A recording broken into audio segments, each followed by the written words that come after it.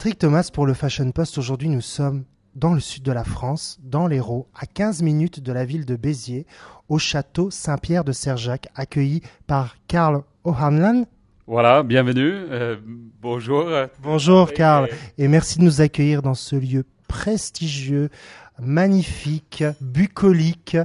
Alors Karl, présentez-vous aux lecteurs et aux lectrices du Fashion Post. Vous êtes, comme votre petit accent l'indique, d'origine irlandaise. Qu'est-ce qui a fait qu'un Irlandais est venu s'installer ici pour développer une telle structure? En fait, c'est grâce à mon père que j'ai découvert le Languedoc il y a presque 30 ans maintenant, en fait. Hein. C'est une histoire d'amour. Oui. Mon père, d'amour aussi de plusieurs générations, en fait, parce que mon père était journaliste du vin, en fait, et c'était le premier journaliste qui a vu la mutation dans le vignoble du Languedoc vers le haut de gamme et vers la qualité. Donc, il y a 30 ans, quand on sait tout maintenant que les vins de Languedoc aujourd'hui commencent à prendre leur place épaule à épaule avec les meilleures régions viticoles du monde, c'est un parcours qui a démarré il y a à peu près 30 ans. Et puis, mon père, il était journaliste du vin, voilà, et c'était probablement, pour être juste à lui, c'était probablement le premier qui a découvert cette mutation, le premier anglophone.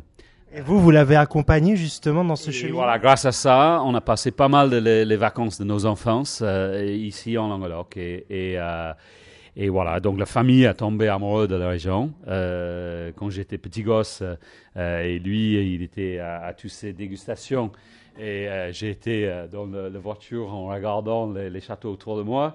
Et ça m'a fait rêver un peu, voilà. Et écoute, c'est grâce à ça que la famille est tombée amoureuse. Et 20 ans plus tard, j'ai commencé à faire des affaires ici, voilà. Oui, en fait, vous n'avez pas tout de suite été dans ce secteur-là, Non. C'était plus dans les finances à un moment donné. J'ai été conseiller en gestion, en fait. Mais l'autre côté de ma famille était bâtisseur. Et j'ai été aussi toujours amoureux de vieux pierres.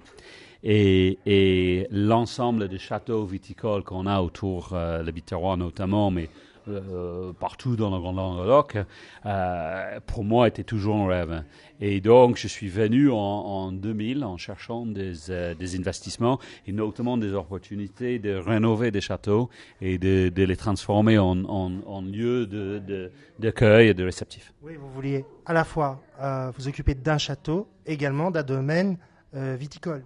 Voilà, effectivement, à la début, la vision était de concevoir des lieux qui mélangent 4 choses.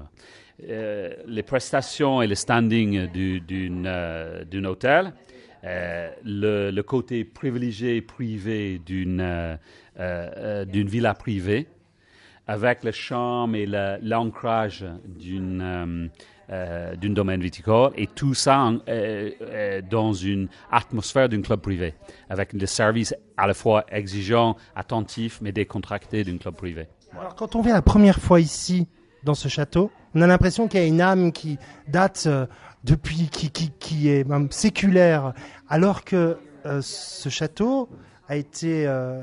l'hôtel n'existe que depuis 2 mois.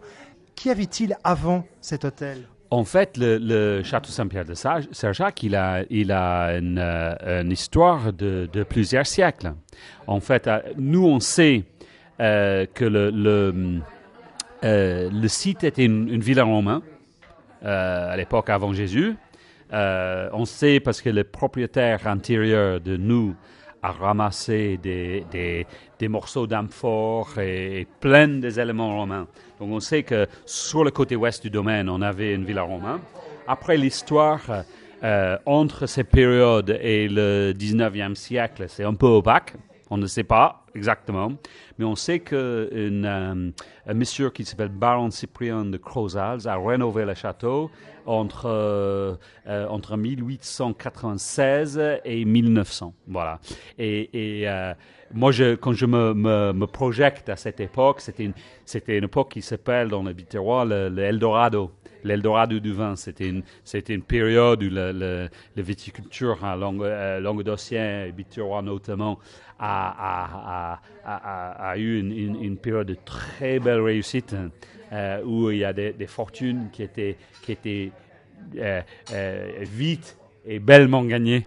Et c'était une période où il y a beaucoup de patronage des arts, des peintres, des musiciens. Les Languedociens sont toujours connus pour leur capacité de festoyer un peu. Créative. Et beaucoup de créatifs. Et si on regarde par exemple à 2 pas d'ici, à 10 km d'ici, on a Pézenas, où Molière a mis en scène toutes ses premières œuvres, ou pas tous, mais une bonne partie de ses premières œuvres. Et bon, après, la plupart des artistes 19e français a fait quand même leur parcours ici pour Matisse Accouliure, par exemple, pour s'expérimenter ici en Languedoc. Et c'était une période juste fabuleuse. Et nous, ici à Saint-Pierre-de-Saint-Jacques, on a essayé de s'inspirer un petit peu de ce que j'imagine était l'esprit et l'âme. Et donc, c'est peut-être cette âme qui persiste, j'espère. Hein? Alors, il y a une très belle âme également qui est insufflée par les vignes. On est entouré de vignes. Est-ce qu'on est sur une AOC? Oui, on a un parti en AOC et un parti en IGP. Est-ce que vous pouvez préciser pour les lecteurs et les lectrices du Fashion Post qui ne connaissent pas encore nécessairement toutes les AOC du Languedoc, où on est situé ici géographiquement? On est ici en Côte-de-Ton. Voilà, donc les AOC sera en Côte-de-Ton. Et après, on va, à partir de cette récolte ici de 2016, on va sortir 3 gammes différentes. Bon, on a déjà vinifié ici depuis 2 ans. Donc, 3 couleurs, blanc, rosé. Oui, il sera un gamme qui sera AOC Château Saint-Pierre AOC Côte-de-Ton, Château Saint-Pierre de Saint-Jacques, et ça sera un ultra premium rouge et blanc. Ensuite, on a un deuxième gamme qui sera orienté vers les plages, vers les bars, vers les boîtes. Et là, on va faire une rosée très haut de gamme, le Clé du Paradis, où on fait un petit jeu de mots avec Saint-Pierre, qui évidemment était le porteur du Clé du Paradis. Et puis, ça sera une rosée haut de gamme, très belle bouteille en cristaux. En verre cristaux. Et puis, le troisième gamme, qui sera une gamme IGP bicépage. Et ça s'appelle la Renaissance de Saint-Pierre-de-Saint-Jacques. Et pour nous, ça parle un peu de la Renaissance dans les vignobles, où on a investi aussi pas mal. Et puis aussi la Renaissance de le domaine lui-même, qui était un géant endormi pendant quand même une période. Hein. Voilà. Alors, on parle de domaine. Vous travaillez notamment avec une famille, la famille Bonfils. Oui.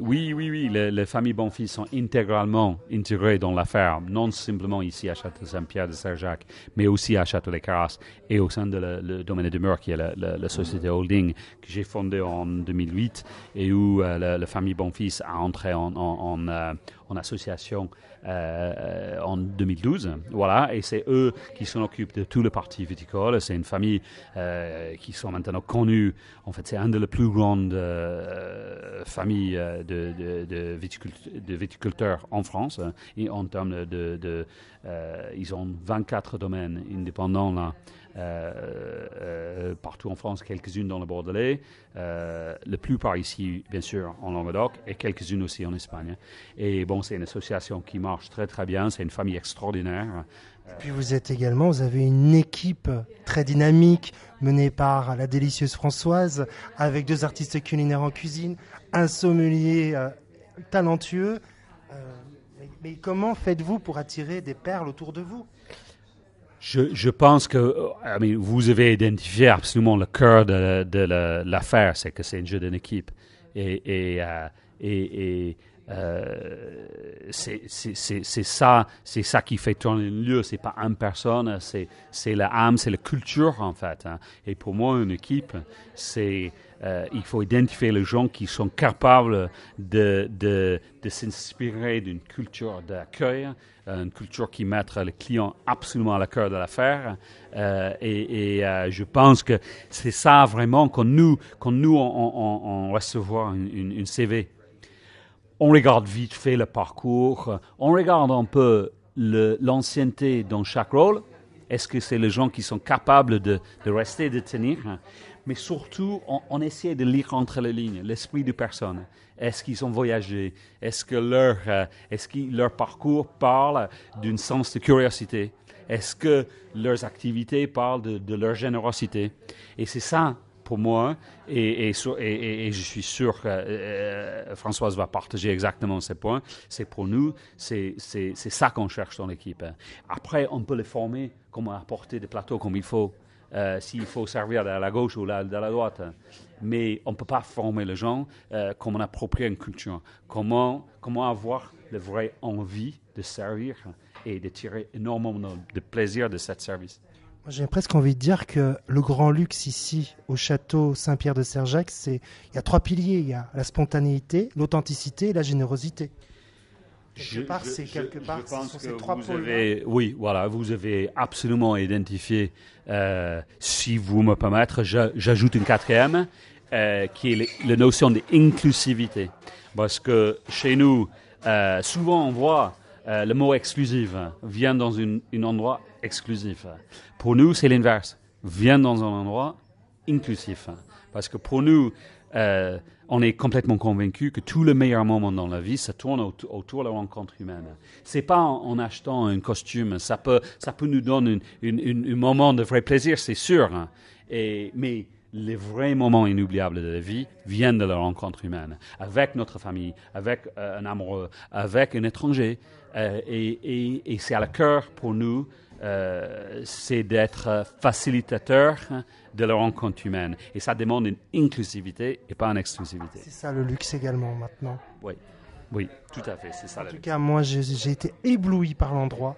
Je ne doute pas un seul instant que ce château, ce domaine, vous-même et toute votre équipe avez un très bel avenir dans la région. Et vous avez beaucoup de choses à apporter, surtout en ce moment. Et longue vie au château Saint-Pierre de Serjac. Et encore un grand merci de nous avoir accueillis. Bon, c'est vraiment notre plaisir, Patrick. Et merci beaucoup à vous tous d'avoir venu ici. C'est vraiment notre plaisir de vous accueillir. Et j'espère que vous avez raison. C'était Patrick Thomas pour le Fashion Post au château Saint-Pierre de Serjac.